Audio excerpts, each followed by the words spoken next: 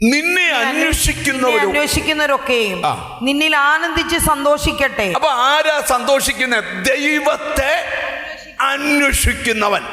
ബൈബിളിൽ ഒരു വാക്യമുണ്ട്, ദൈവത്തെ അന്വേഷിക്കുന്ന ബുദ്ധിമാനുണ്ടോ എന്ന് കാണാൻ ദൈവം സ്വർഗത്തിൽ നിന്ന് നോക്കുന്നു. ഒരു നല്ല ഹല്ലേലൂയ പറഞ്ഞാട്ട്. നമ്മളൊരു അന്വേഷണ ലോകത്തിലാണ്. എല്ലാവരും അന്വേഷിച്ചുകൊണ്ടിരിക്കുക, ഓരോരോ പുതിയ കണ്ടുപിടുത്തങ്ങൾ. സ്തോത്രം അമ്മി, ദൈവത്തിന് സ്തോത്രം. ഭയങ്കര അന്വേഷണത്തിലാണ് മനുഷ്യൻ. ദിവസവും ഇങ്ങനെ ഓരോന്ന് അന്വേഷിച്ച് കണ്ടെത്തിക്കൊണ്ടിരിക്കുക. പക്ഷേ ബൈബിള് പറയാ, ദൈവത്തെ അന്വേഷിക്കുന്നവനാ യഥാർത്ഥ ബുദ്ധിമാൻ. ഒരു നല്ല ഹല്ലേലൂയ പറഞ്ഞാട്ട്. കണ്ടുപിടുത്തങ്ങളുടെ പുറകിലാണ്. നമ്മൾ പണ്ടത്തെ ഫോണാണെന്നോ ഇപ്പോഴത്തെ ഫോൺ അല്ല. ഇനി കുറച്ചുകൂടെ കഴിയുമ്പോൾ സിസ്റ്റമൊക്കെ മാറാൻ പോവാ. അമേരിക്കയിലുള്ള ഭാര്യയെ സ്ക്രീനിൽ തൊട്ട് മുമ്പിൽ കാണാം, തൊടാം, ചിരിക്കാം, ഒക്കെ ചെയ്യാം. ഗ്ലോറി. ടെക്നോളജികളെല്ലാം മാറുക. ഇനി കുറച്ചുകൂടെ കഴിയുമ്പോൾ, കഴിഞ്ഞ ദിവസം ഒരു കണ്ടുപിടുത്തമുണ്ട്, കുറച്ചുകൂടെ കഴിയുമ്പം എല്ലാ മനുഷ്യൻ്റെ കൂടെയും ഒരു റോബോട്ട്, ഒരു യന്ത്ര മനുഷ്യനുണ്ടാവും. അവൻ എന്തോ രാവിലെ വേണോ അത് യന്ത്ര മനുഷ്യന് എടുത്തോണ്ട് കൊടുക്കും. അങ്ങനെ ഒരു കാലം വരാൻ പോവുക. പക്ഷേ അതൊക്കെ വരുന്നതിന് മുമ്പേ കർത്താവ് വരാൻ പോവുക. ഒരാമയും വരുന്നില്ല. നിങ്ങൾ ശ്രദ്ധിച്ച് കേൾക്കണം. നമുക്ക് 70-80 വർഷമുള്ളൂ ഇങ്ങനെ ഉരുകി ജീവിച്ച് തകരാതെ ഏത് പ്രശ്നവും ദൈവം ഡീൽ ചെയ്യുന്നു വിശ്വസിച്ച് ഇന്ന് സന്തോഷിക്കണം. നിന്നിൽ അന്വേഷിക്കുന്നവരൊക്കെയും നിന്നിൽ ആനന്ദിച്ച് സന്തോഷിക്കട്ടെ. ദൈവത്തെ അന്വേഷിക്കണം. ഒരിക്കലും ഒരു വലിയ കടബാധ്യതയുള്ളൊരു മനുഷ്യൻ എന്നോട് അടുക്കൽ വന്നു. എന്നോട് ചോദിച്ചു, ഞാൻ രക്ഷപ്പെടുവോ? ഞാൻ തുറന്നു പറയാം, രക്ഷപ്പെടും. ഇന്നും കടമുള്ളവരോട് ഞാൻ പറയാം, രക്ഷപ്പെടും. ദൈവത്തെ അന്വേഷിച്ചാൽ മതി. ദൈവത്തെ അന്വേഷിച്ചാൽ മതി. ലോകം കണ്ട ഏറ്റവും വലിയ ഫൈനാൻസർ ക്രിസ്തുവാണ്.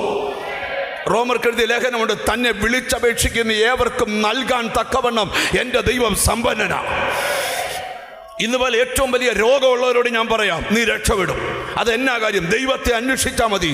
ലോകം കണ്ട ഏറ്റവും വലിയ സൗഖ്യദായകൻ ക്രിസ്തുവാണ്. എത്ര പേര് ആമീൻ പറയാൻ പറ്റും? ഏത് തകർന്നവനോടും ഞാൻ പറയാം, നീ രക്ഷപ്പെടും. കാരണം ലോകത്തിൻ്റെ മുഴുവൻ തകർച്ചയും പരിഹരിക്കുന്ന ഒരുവനാ, അവൻ്റെ പേരാ യേശു. ഓ ഹല്ലേലൂയ. ജനങ്ങളെല്ലാം, ആരെല്ലാം ഈ ദൈവത്തിലേക്ക് വരുന്ന ജനത്തിൻ്റെ ഒഴുക്കിനെ തടയാൻ എത്ര പേര് എഴുന്നേറ്റു? ഈ സഭ തുടങ്ങിയ കാലം മുതൽ എഴുന്നേറ്റേക്കുക. പക്ഷെ ആര് തടഞ്ഞിട്ടും അത് പൊട്ടിച്ചു വരാൻ കാരണം ഇത് കഥയല്ല, അനുഭവമാണ്. ഒരാമീം വരുന്നില്ല. സങ്കീർത്തനക്കാരൻ പറയാം, യഹോവ നല്ലവനെന്ന് രുചിച്ചറിയുവീൻ. മത്തായി സുവിശേഷം 7-ാം അധ്യായത്തിൽ 7-ാമത്തെ ഒരു വാക്യം, 7-ാം അധ്യായത്തിന്റെ 7-ാമത്തെ വാക്യം ശ്രദ്ധിക്കണം. അന്വേഷിപ്പീൻ എന്നാൽ നിങ്ങൾ കണ്ടെത്തും. യോഗത്തിന് വന്നാൽ കണ്ടെത്തുമെന്നല്ല, ദൈവത്തെ അന്വേഷിക്കണം. അന്വേഷിക്കുന്നവൻ കണ്ടെത്തും.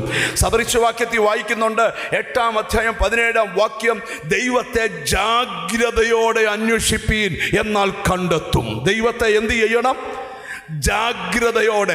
എല്ലാവരും ഈ ദൈവത്തിൻ്റെ അടുക്കൽ വരാൻ കാരണം എന്താണെന്നറിയാമോ? അതിൻ്റെ കാരണം സങ്കീർത്തനക്കാരൻ സങ്കീർത്തനത്തിൽ എഴുതിയിട്ടുണ്ട്. ഞാൻ പെട്ടെന്ന് പോകുന്ന ഒരു ദൂതിലോട്ട് വരാൻ വേണ്ടിയാ.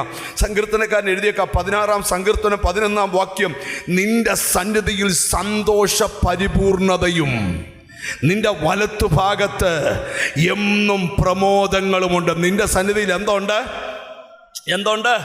സന്തോഷ പരിപൂർണത. കരഞ്ഞുകൊണ്ട് വന്ന നീ ഇന്ന് തുള്ളിച്ചാടി പോകണമെങ്കിൽ ദൈവത്തിൻ്റെ മുമ്പിൽ സന്തോഷ പരിപൂർണതയുണ്ട്. എത്ര പേര് അതിന് ആമീൻ പറയാൻ പറ്റും? ലോകത്തിൽ ആർക്കും തരാത്ത വിടുതൽ ഇന്ന് നിനക്ക് തരാൻ ദൈവം ശക്തനാണ്. ദൈവത്തിൻ്റെ അടുക്കൽ സന്തോഷ പരിപൂർണതയുണ്ട്.